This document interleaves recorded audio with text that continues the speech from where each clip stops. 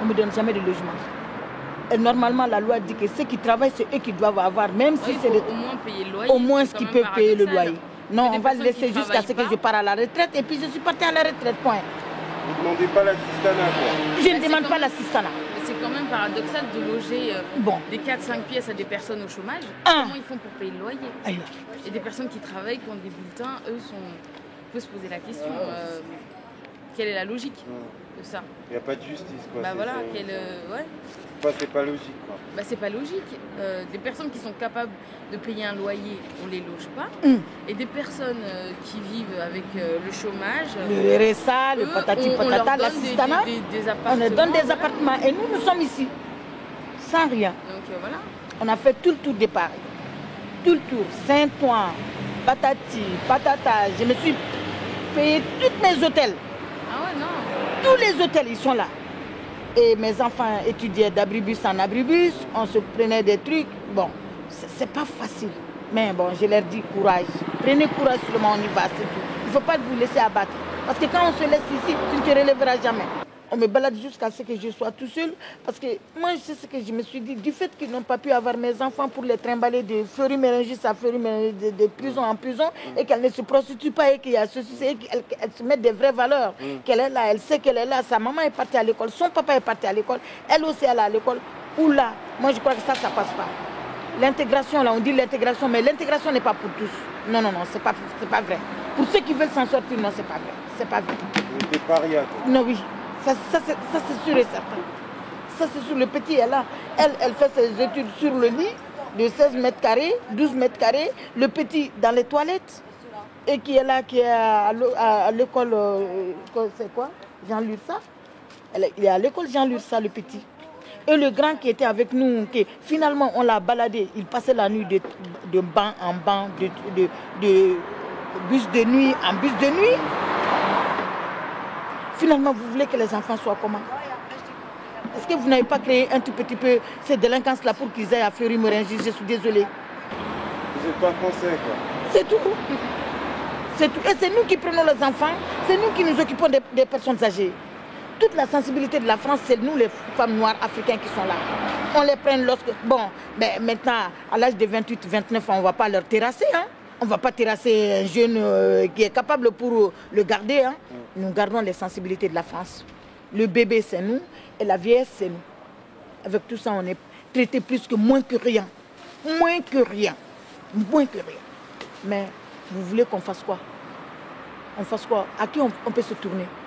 Je n'ai pas vu. J'ai fait tous les élus. Là, dans le 20e, tu ne trouveras plus d'élus qui prennent rendez-vous pour le logement. Il n'y en a plus. On a tapé tout. J'étais avec Mme Chélélékian, maintenant c'est par téléphone, parce qu'ils ne veulent plus, si tu parles du logement, ils ne te prennent plus. J'ai été voir le député, comment il s'appelle? La députée, comment elle s'appelle? Marie-Georges Longevin, il est là. Je suis partie la voir. Je l'ai chopée dans le bus. Elle rentrait pour les campagnes de comment on appelle ça? Des primaires. Et je suis venue avec elle. J'ai dit, madame, vous m'avez promis d'amener mes trucs depuis 2004.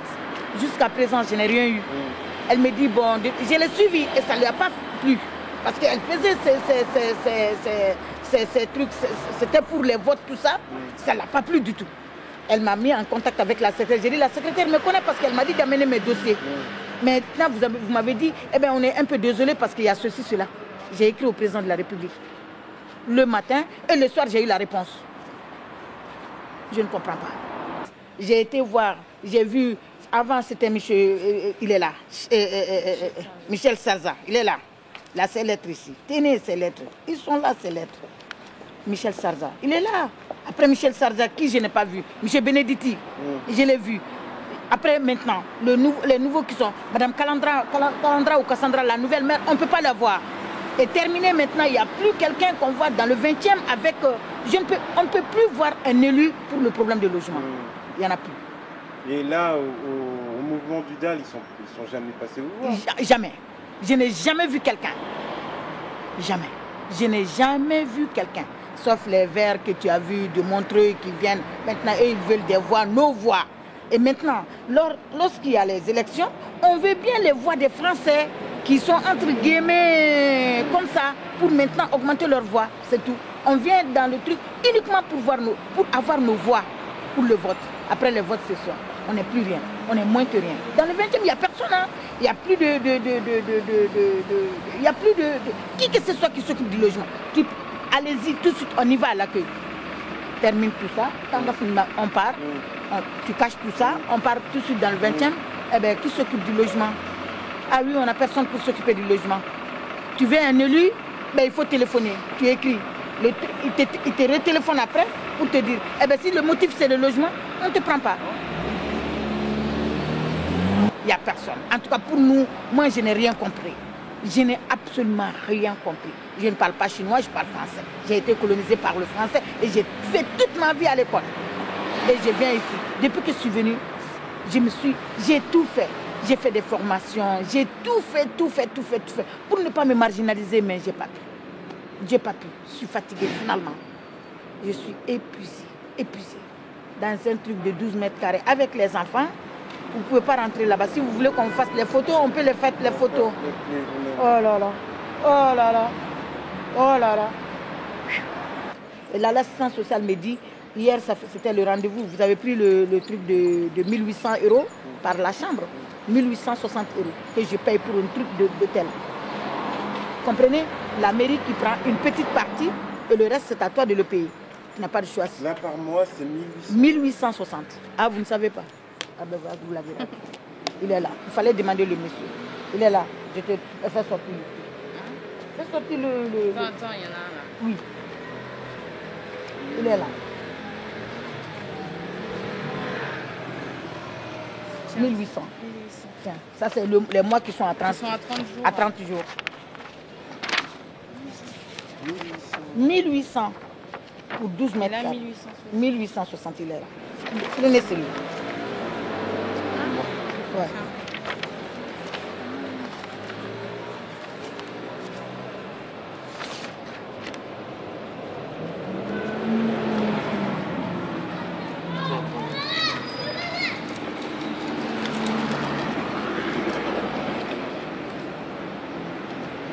Ça c'est le début ou la facture. Vous avez vu? Ben, c'est 1860 constable, tous les jours, tous les mois.